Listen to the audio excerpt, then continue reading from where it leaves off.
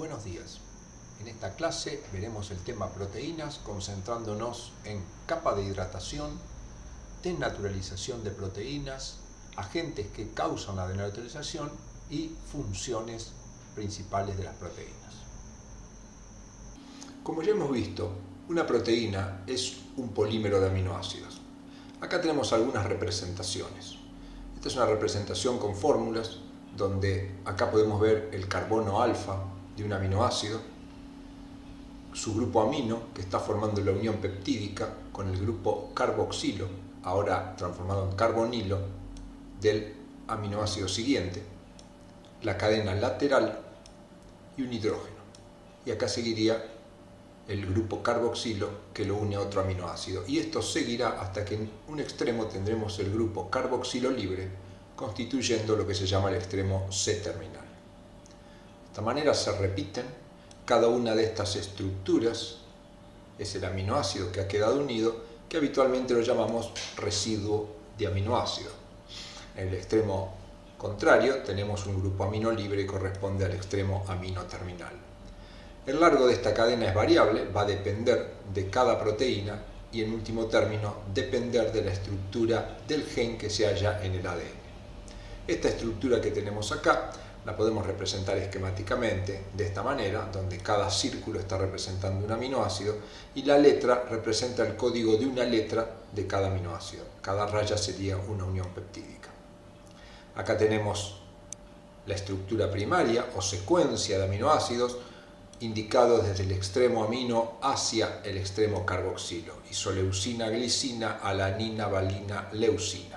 Y esto es también la secuencia, pero en el código de una letra, muy común cuando uno estudia proteínas debido al largo de aminoácidos que habitualmente tienen las proteínas. Las proteínas las podemos clasificar de varias maneras y una de ellas es por su estructura. Tenemos proteínas representadas esquemáticamente, por ejemplo como esta, que está formada por 5 aminoácidos. Esto lo llamamos proteína simple porque cuando rompemos las uniones peptídicas solo obtenemos 5 aminoácidos. En cambio hay algunas proteínas conocidas como proteínas conjugadas que además de aminoácidos pueden tener unido de alguna manera, covalente o no, pero unido a la proteína, otra estructura que no es aminoácido. Cuando se produce la hidrólisis, es decir, la rotura de las uniones peptídicas, se obtienen aminoácidos libres y estas estructuras que no tienen forma de alfa aminoácido. Veamos ahora una parte estructural importante de una proteína y es lo que se conoce como capa de hidratación. Cuando hablamos en general, hablamos de la capa de solvatación porque la proteína se rodea de moléculas del solvente. Pero como nosotros habitualmente estudiamos proteínas en un medio acuoso, el solvente es agua y se da el nombre de capa de hidratación. Revisemos rápidamente el concepto que conocemos de módulos anteriores. Esta es la molécula de agua, el solvente principal y componente principal de los organismos vivos. La molécula de agua está formada por un oxígeno y 2 hidrógenos, que son átomos con gran diferencia de electronegatividad.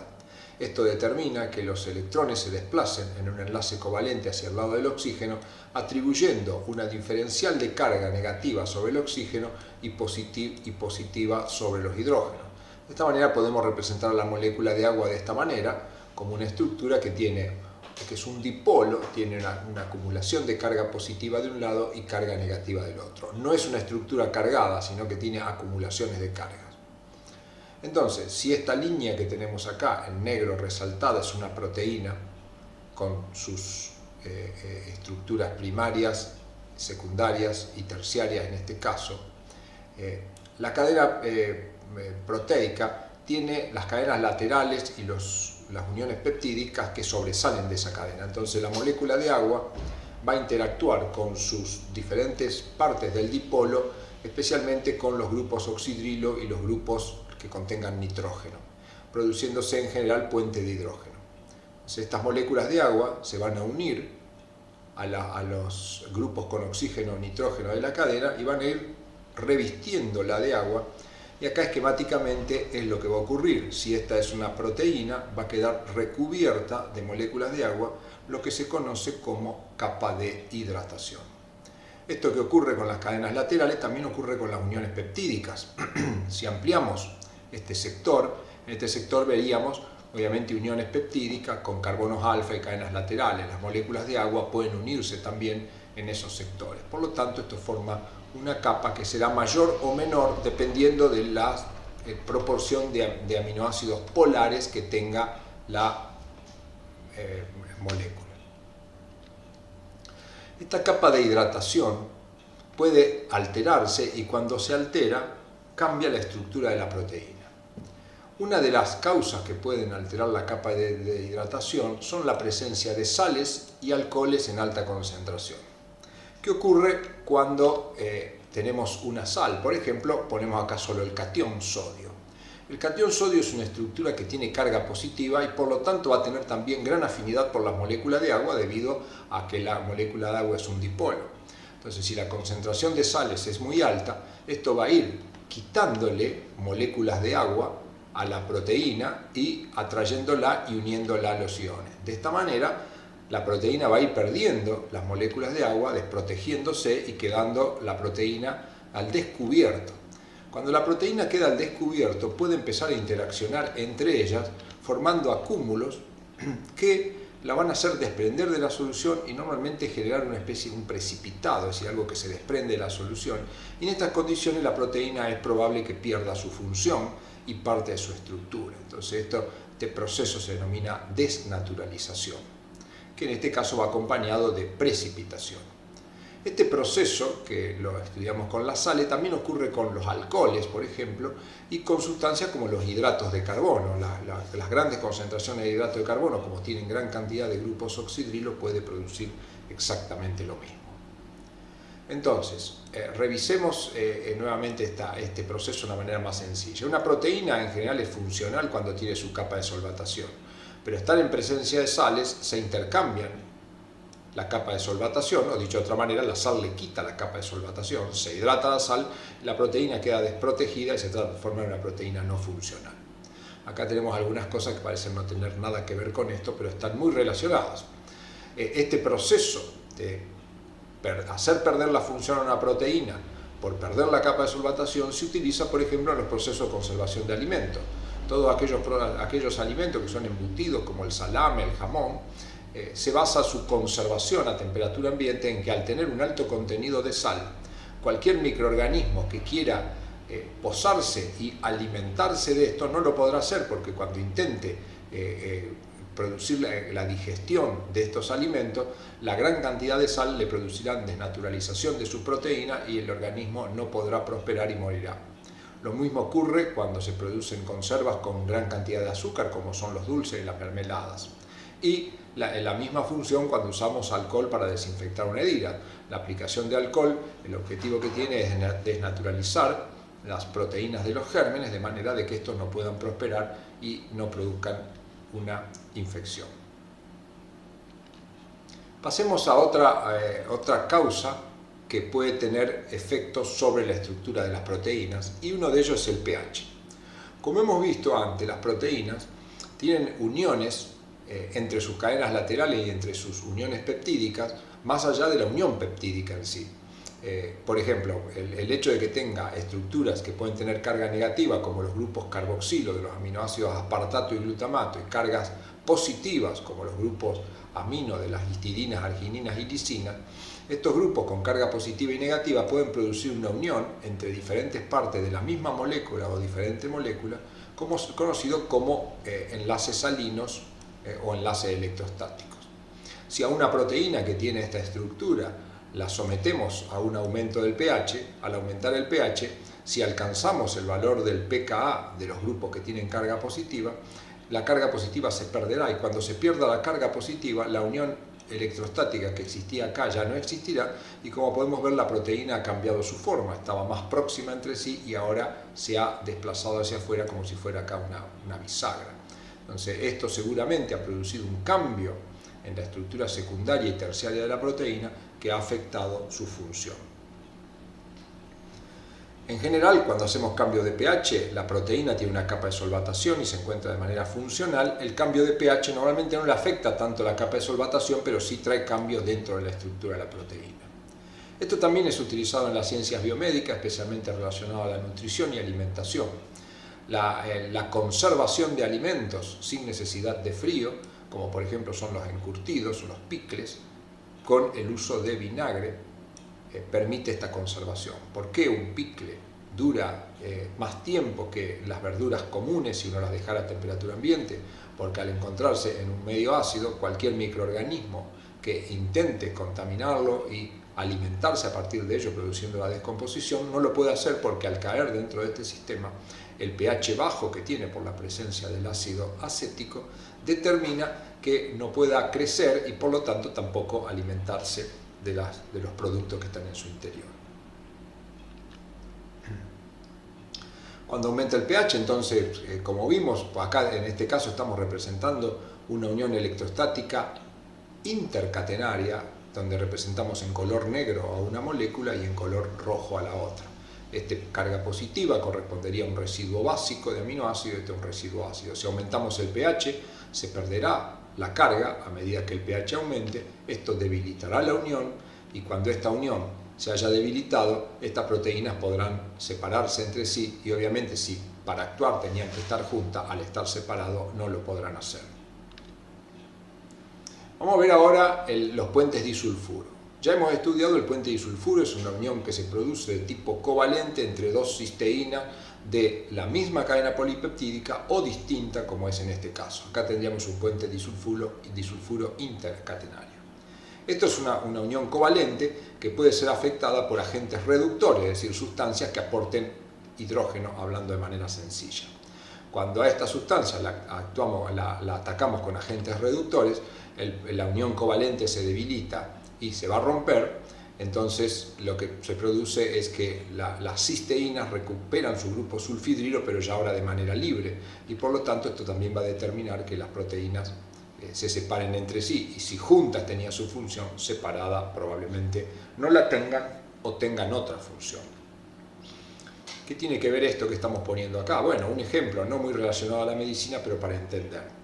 La queratina es una de las principales proteínas que forman algunos estratos de nuestra piel y el cabello. La queratina son proteínas que tienen una gran cantidad de puentes disulfuro y que tienen diferente ordenamiento característico de cada individuo. Por ejemplo, si las cadenas están bien ubicadas de manera paralela y los puentes disulfuro están ubicados de manera organizada, esto va a dar cabello lacio, pero si están entrecruzados entre sí, esto va a dar un cabello ondulado. Entonces, es común, una práctica común, desde hace ya más de un siglo que se aplica, que pueda cambiarse el cabello de lacio a ondulado o viceversa, y a este proceso se lo llama un tratamiento permanente. ¿En qué consiste esto? Y sirve para entender los puentes disulfuro. En el tratamiento permanente del cabello, lo que se hace es al cabello tal cual está, primero se lo trata con un reductor, con el cual rompemos los puentes disulfuro. Luego al cabello se lo ubica en una posición especial y luego de haberlo ubicado en una posición especial, se lo vuelve a tratar con un oxidante para formar los puentes disulfuros.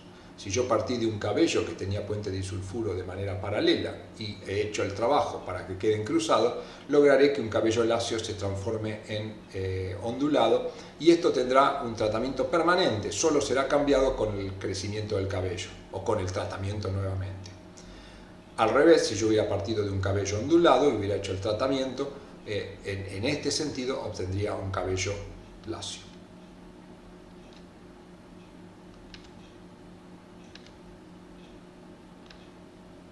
Muy bien, vamos a ver ahora qué efectos hace el aumento de temperatura.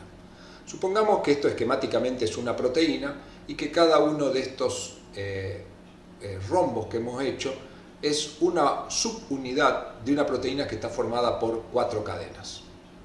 Esto es esquemático para entender qué es lo que ocurre. Cuando la temperatura aumenta, esto produce un aumento de la energía cinética que la hace vibrar y como consecuencia de esa vibración produce la rotura de los enlaces que los mantenían unidos. Veámoslo nuevamente. Entonces, si estas 4 proteínas tenían que estar juntas entre sí para cumplir su función, si ahora están separadas no lo van a hacer. El aumento de temperatura no solo separa entre sí cadenas polipeptídicas, sino que también puede separar partes de una misma cadena haciendo perder actividad. En la ciencia biomédica el aumento de temperatura tiene grandes aplicaciones y uno de ellos es también en la conservación de alimentos. Por ejemplo, en la leche, como este caso que vemos acá, que dice leche UAT o leche esterilizada a ultra alta temperatura, conocida como leche larga vida, se basan en ¿qué? En que la leche habitualmente trae una gran cantidad de microorganismos y por lo tanto si uno esa leche la conserva en esas condiciones, los propios microorganismos van a descomponer la leche. El tratamiento de la leche con ultra alta temperatura lo que hace es el efecto que vimos recién de producir la destrucción de las proteínas, especialmente las que nos interesan son la destrucción de los gérmenes, de manera de que acá dentro no queden gérmenes y por lo tanto al no quedar microorganismos, estos no atacarán a la leche y esta tendrá una larga duración. Si la temperatura, el aumento de temperatura no fuera tan grande, esto va a producir aumento de la agitación térmica y de la energía cinética, pero probablemente llegue no a afectarlo, que es lo que puede pasar un día de extremo calor. Si la temperatura fuera tan letal sobre las proteínas, un día de gran calor nuestro organismo podría sufrir consecuencias letales. Por lo tanto, no siempre el aumento de temperatura trae efectos importantes sobre las proteínas, simplemente en algunos casos el aumento de la energía cinética puede hacerle perder la actividad. En general, los cambios de actividad y efecto de la proteína por la temperatura, cuando la temperatura produce efectos sobre la proteína, en general es irreversible.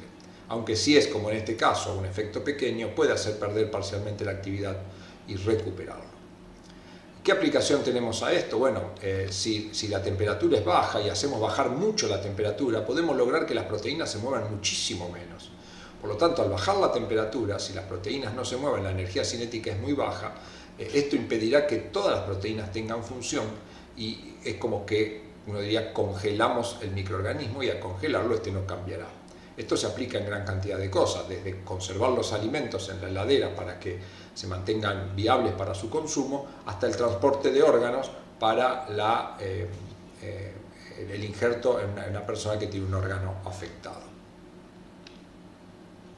Entonces, si acá vemos este esquema que ya hemos trabajado anteriormente, si esta es una cadena polipeptídica y esta es otra cadena polipeptídica, y acá estamos representando uniones entre cadenas laterales de aminoácidos que se encuentran relativamente cercanos, tenemos algunos que serán afectados por la temperatura y otros que no. Acá tenemos un puente de hidrógeno, la temperatura lo debilita y lo afecta.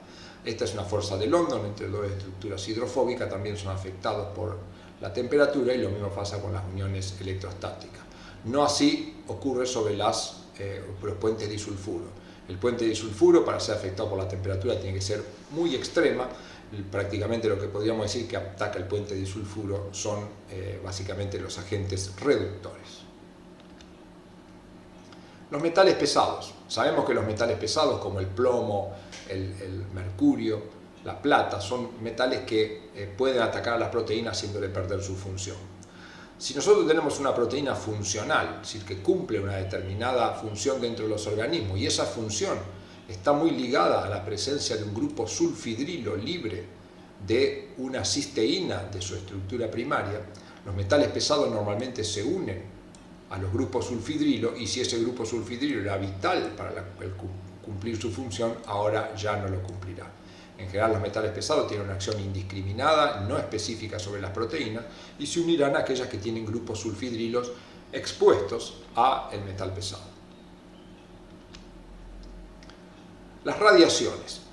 Prácticamente todas las radiaciones tienen efectos sobre las proteínas, pero las que más nos interesan son las microondas y los infrarrojos. Como sabemos, las radiaciones van desde radiaciones de muy poca energía, como pueden ser las microondas o las ondas de radio, hasta radiaciones de muchísima energía, como son los rayos X y los gamma. Sorprendentemente, uno pensaría que las más dañinas para las proteínas son los X y los gamma, y sin embargo no lo son. Las microondas y los infrarrojos, pocos segundos de exposición a estas radiaciones produce destrucción de las proteínas y puede producir muerte de un organismo vivo. En cambio, la exposición a rayos X y rayos gamma no tiene ese efecto. Solo basta pensar que en medicina, en diagnóstico por imágenes, se ocupan rayos X y rayos gamma y nadie muere en general por la aplicación de esa radiación. ¿Por qué las microondas y los infrarrojos producen este efecto? Bueno, es muy sencillo. Una onda, cuando llega a un sistema, las microondas y los infrarrojos, la particularidad que tiene es que hacen aumentar la temperatura. Su principal efecto es un efecto térmico, es un aumento de la energía cinética, con lo cual la proteína vibrará y se producirá su destrucción.